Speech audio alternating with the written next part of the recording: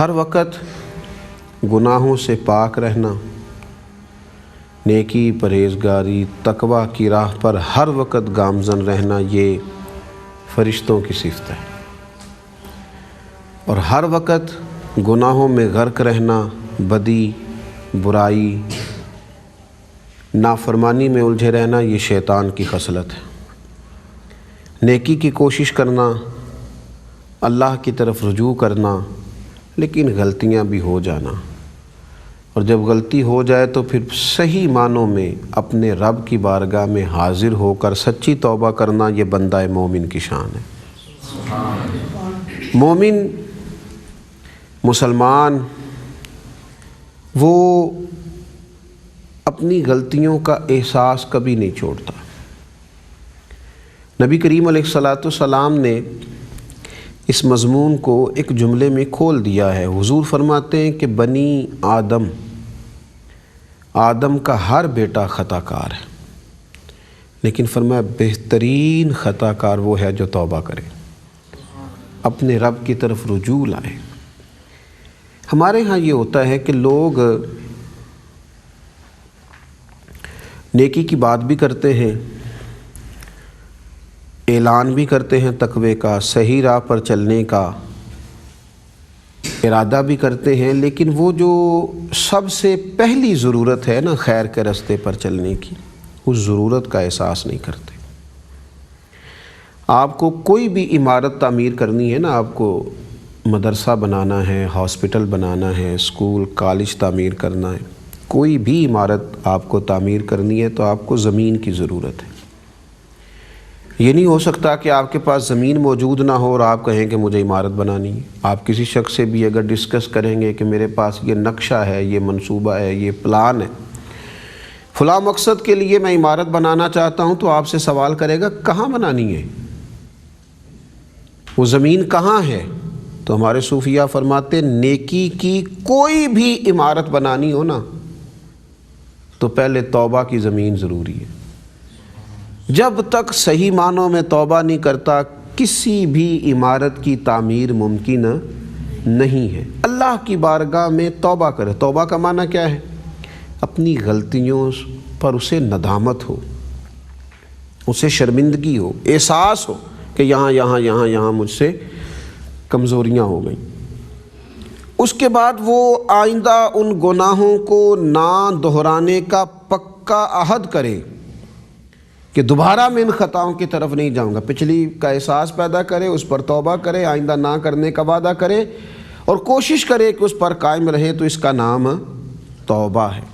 اللہ کریم نے قرآن مجید میں فرمایا یا ایھا الذین آمنوا توبوا الی اللہ توبۃ نصوحا، اے ایمان والو اپنے رب کی طرف توبہ کرو اور توبہ خالص کرو۔ توبہ کا معنی اللہ کی جانب رجوع کرنا، اپنے مالک کے حضور توبہ کرو، لیکن سچی توبہ کرنا۔ بندہ بڑی ساری غلطیوں میں الجھ جاتا ہے، انسان ہے، اس کے ساتھ نفس ہے، اس کے ساتھ خواہشات نفس ہے، وہ خطاؤں میں الجھ جاتا ہے، لیکن جو الجھا ہی چلا جائے وہ گمراہی کے راستے پہ نکل جاتا ہے۔ لیکن جس بندے کو احساس ہو اپنی خطاؤں کا، وہ صوفیاء جو فرماتے ہیں نا نیکی کر کے اکڑ جانے والا اور غلطی کر کے رو پڑنے والا، فرماتے ہیں پتہ ان میں سے افضل کون ہے؟ وہ جو غلطی کر کے رو پڑا ہے، وہ جو اسے احساس پیدا ہو گیا ہے، اس کا درجہ زیادہ ہے۔ وہ اگر کسی نے اپنی نیکی کو باعث تکبر بنا لیا ہے تو وہ ہو سکتا ہے کہ اس کے لیے بجائے اجر و ثواب کے وہ خدا کی ناراضگی کا سبب بن جائے۔ لیکن جس بندے نے اپنے اندر یہ خوبی پیدا کر لی ہے کہ وہ توبہ کرتا ہے، اللہ کی جانب رجوع کرتا ہے، اور پھر جب گناہگار بندہ، اسم شعار بندہ، خطا کار بندہ اللہ کی جانب لوٹتا ہے، رجوع کرتا ہے، تو ایک مثال دی رسول پاک علیہ السلام نے۔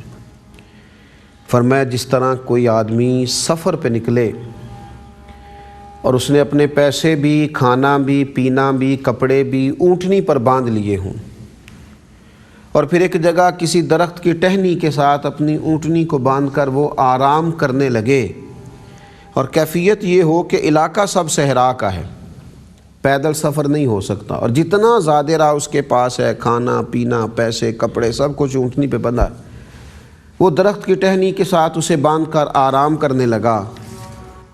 اچانک اس کی آنکھ کھلی تو اس نے دیکھا کہ وہ اونٹنی تو جا چکی ہے، غائب ہو چکی ہے، موجود ہی نہیں ہے۔ ادھر بھاگا ادھر بھاگا، دائیں گیا بائیں گیا، پھر پریشان ہو گیا، پھر معاذ اللہ مایوس ہو گیا، لیٹ گیا، موت کا انتظار کرنے لگا کہ اس صحرا کو میں پیدل تو کراس کر نہیں سکتا، پیسے میرے پاس نہیں ہیں، کھانا میرے پاس نہیں ہے، کپڑے میرے پاس نہیں ہے، زاد راہ میرے پاس نہیں ہے۔ اب وہ منتظر تھا کہ شاید اس صحرا میں مجھے موت ہی آئے گی۔ نبی پاک علیہ السلام فرماتے ہیں صحابہ مجھے بتاؤ، اچانک اس کی نظر اٹھی تو اس نے اپنی اونٹنی کو سامنے پایا۔